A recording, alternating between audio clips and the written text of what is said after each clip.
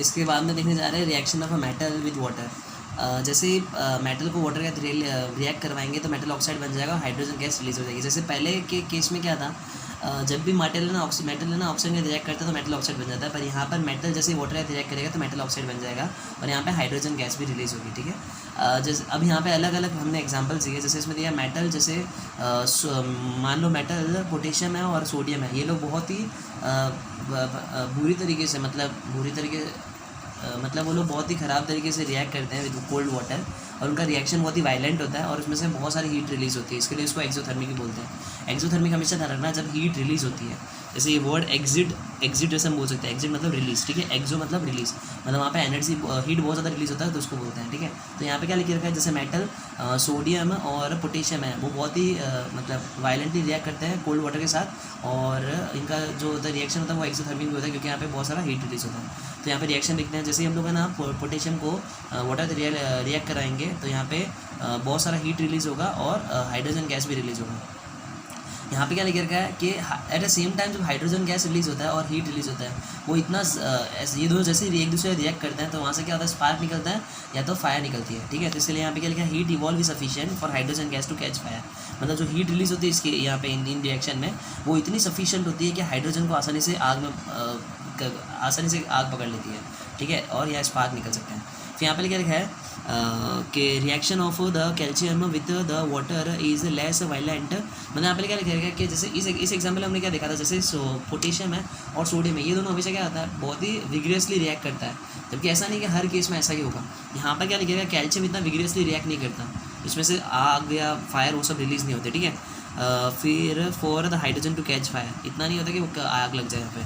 फिर यहाँ पे क्या लिखेगा, मेटल लाइक एल्यूमिनियम, फिर iron and zinc do not react with the water. मतलब यहाँ पे लिख के रखा है एल्यूमिनियम होता है, फिर आयरन हो गया, जिंक हो गया, ये लोग है ना वाटर रिएक्ट नहीं करते, बट हाँ उनके जो स्टीम होती है ना वाटर की, मतलब जो भाप होती है वो क्या ज़रूर रिएक्ट करते हैं और वहाँ से वापस से वही मेटल ऑक्साइड बनाते हैं और हाइड्रोजन गैस रिलीज होती है। तो यहाँ पे एग्जांपल देख लो, एल्यूमिनियम हो गया, जैसे हमने उसको वाटर का मिला है एल्यूमिनियम को, जैसे ही वाटर नहीं है ये इस बार स्टीम है, गैस के फॉर्म में। ठीक है, जी लिखा है, तो जैसे स्टीम के फॉर्म में रहेगा तो ये क्या बन जाएगा, एल्यूमिनियम ऑक्साइड बन जाएगा और यहाँ पे क्या हो जाएगा, हाइड्रोजन गैस रिलीज हो जाएगी। ठीक है, और कुछ ऐसे मेटल भी होते हैं जो रिएक्ट बिल्कुल भी नहीं करते, जैसे लीड हो गया, कॉपर हो गया, सिल्वर, गोल्ड, ये सब रिएक्ट नहीं करते बिल्कुल भी वाटर के साथ। ठीक है, अगला केमिकल प्रॉपर्टी है reaction of a metal with acid. मतलब क्या होगा कि मेटल एसिड के साथ रिएक्ट करते हो क्या होता है, तो हमको देखना है यहाँ पे reaction of a metal with diluted acid. पहले हम लोग को यहाँ पे दो एसिड के साथ चेक करना है, एक तो डाइल्यूटेड हाइड्रोक्लोरिक एसिड के साथ और एक डाइल्यूटेड नाइट्राइट एसिड के साथ चेक करना है। तो पहले हम लोग देखते हैं कि जब कोई भी मेटल है ना एसिड के साथ मिलता है, हाइड्रोक्लोरिक एसिड के साथ मिलता है तो क्या होता है, all metal react with the diluted hydrochloric acid.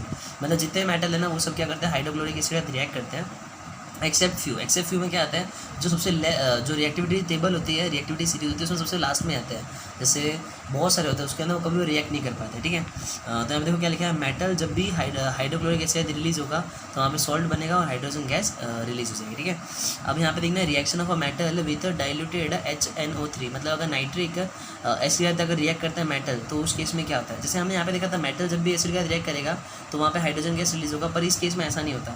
यहाँ पे लिखा है H2 gas is not release when the reaction take place.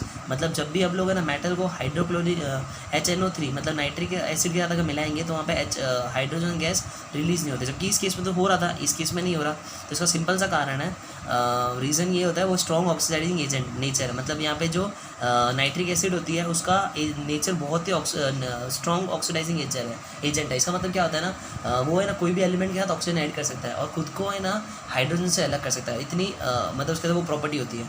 तो वो क्या होता है, having the ability to add oxygen to the other element. उसके अंदर ये पावर होता है कि वो दूसरे एलिमेंट के साथ ऑक्सीजन को ऐड कर सकता है।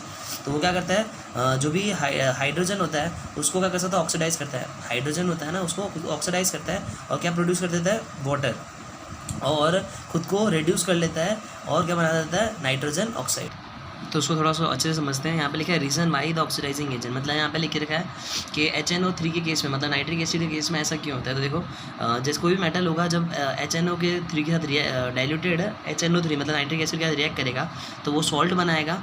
अब यहाँ पे देखो क्या होगा, ये जो NO3 है ना वो क्या करेगा, हाइड्रोजन को अलग कर देगा। तो देखो यहाँ पे हाइड्रोजन अलग हो गया और जब खुद को क्या करता है वो रिड्यूस कर देता है हाइड्रोजन से, और दूसरे जो एलिमेंट होते हैं जैसे यहाँ पे हाइड्रोजन है उसके बाद उसने एलिमेंट ऑक्सीजन को ऐड कर दिया, तो इसलिए उसको ऑक्सीडाइजिंग एजेंट बोलते हैं। वापस से देख लो एक बार, यहाँ पे क्या बोल रहा है HNO3 मतलब क्या होता है, ये डाइल्यूटेड फॉर्म में है, ठीक है। अब ये खुद को क्या करे, रेड्यूस कर देगा, मतलब ये H को अलग कर देगा, खुद को रेड्यूस कर दिया, और ये जो रेड्यूस एलिमेंट था H हाइड्रोजन उसको क्या कर दिया, उसके साथ ऑक्सीजन को ऐड कर दिया, तो इसको हम लोग ऑक्सीडाइजिंग एजेंट भी बोलते हैं। इसके लिए हम लोग क्या बोल सकते हैं, यहाँ पे देखो oxidise H2 to produce water, वो H2 को ऑक्सीजन ऐड करता है H2 के साथ तो वो वाटर बन जाता है, और खुद को रिड्यूस कर देता है ऑक्सीजन के साथ और वो क्या बन जाता है, नाइट्रोजन ऑक्साइड बन जाता है, ठीक है। बट ऐसा हर केस में नहीं होता, इसका एक्सेप्शन क्या है, मैग्नीशियम और मैंगनीज जब भी हाइड्रोक्लोरिक एसिड के साथ रिएक्ट करेगा, मतलब सॉरी हाइड्रोक्लोरिक एसिड नहीं, जब भी वो नाइट्रिक एसिड के साथ रिएक्ट करेगा तो सॉल्ट और हाइड्रोजन गैस रिलीज होगी, ठीक है। तो एक वापस से क्विक रिव्यू कर लेते हैं,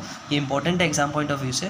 देखो यहाँ पे क्या लिखा है, reaction of the metal with acid, मतलब हम लोग यहाँ पे दो एसिड है, दो एसिड में कौन से, एक तो हाइड्रोक्लोरिक एसिड और एक नाइट्रिक एसिड। हम लोग हाइड्रोक्लोरिक एसिड देख लेते हैं। हाइड्रोक्लोरिक एसिड में क्या लिख रखा है, सब मेटल रिएक्ट करता है हाइड्रोक्लोरिक एसिड के साथ, कुछ नहीं कर पाते हैं, जैसे जो सबसे रिएक्टिविटी टेबल में सबसे नीचे रहता है, जैसे कॉपर हो गया वो सब चीज़, ठीक है। तो यहाँ पे क्या लिखा है, मेटल जब भी हाइड्रोक्लोरिक एसिड के साथ रिएक्ट करेगा तो सॉल्ट बनेगा और हाइड्रोजन गैस रिलीज होगी। तो हमने इस केस में तो देखा मेटल जब भी एसिड के साथ रिएक्ट करता है तो हाइड्रोजन गैस रिलीज होती है, बट यहाँ पर नाइट्रिक एसिड के केस में ऐसा नहीं होता। नाइट्रिक एसिड के केस में क्या होता है, जब भी कोई मेटल रिएक्ट करेगा नाइट्रिक एसिड के साथ तो हाइड्रोजन गैस रिलीज होने वाली नहीं है। तो यहाँ पे देखो क्या लिखा है, H2 is not release when the reaction take place. इसका रीजन ये होता है कि बहुत ही स्ट्रॉन्ग ऑक्सीडाइजिंग एजेंट होता है। ऑक्सीडाइजिंग एजेंट मतलब क्या होता है, वो किसी में ऑक्सीजन ऐड करता है और खुद में से हाइड्रोजन रिलीज कर देता है। तो यहाँ पे देखो ऑक्सीडाइजिंग H2 मतलब H2 जो गैस है उसके अंदर वो क्या करता है, ऑक्सीडाइज करता है। ऑक्सीडाइज मतलब उसके अंदर ऑक्सीजन ऐड करता है तो वो वाटर बन जाएगा और खुद को हाइड्रोजन से अलग कर लेता है, रिड्यूस कर लेता है और खुद को नाइट्रोजन ऑक्साइड बना देता है, ठीक है। तो फिर यहाँ पे क्या लिखा है, बस इसके एक्सेप्शन दो है। इसके एक्सेप्शन मतलब क्या हुआ, अभी हमने देखा था कि जब भी HNO3 का रिएक्ट होगा मेटल तो नाइट्रिक एसिड का जब भी रिएक्ट होगा मेटल तो हमने हाइड्रोजन गैस कभी रिलीज होने वाला नहीं है ना। पर यहाँ पर इसका एक्सेप्शन ये है, पर मैंगनीज और मैग्नीशियम जब भी रिएक्ट करेगा HNO3 के साथ तो सॉल्ट वो बनेगा और हाइड्रोजन गैस रिलीज होने वाला है। अब ये लास्ट जो केमिकल प्रॉपर्टी है वो ये है, reaction of a metals with the solution of other metal salt. तो बस इतना सा ध्यान रखना इसके अंदर, जो भी रिएक्टिव मेटल ज़्यादा जो मोर रिएक्टिव मेटल्स जो लेस रिएक्टिव मेटल के जो सॉल्यूशन होता है उसको उसमें से डिस्प्लेस कर लेते हैं। फॉर एग्जांपल यहाँ पे देखो कॉपर है और यहाँ पे क्या है, जैसे यहाँ पे हमने कॉपर ले लिया, ठीक है, कॉपर, और यहाँ पे लिख दिया हम लोगों ने ले लिया यहाँ पे AgNO3 ले लिया, मतलब यहाँ पे लिख दिया हमने सिल्वर नाइट्रेट ले लिया, ये दोनों ले लिए। जैसे इसको रिएक्ट कराया तो यहाँ पे देखो Ag मतलब सिल्वर क्या होता है, लेस रिएक्टिव देन कॉपर।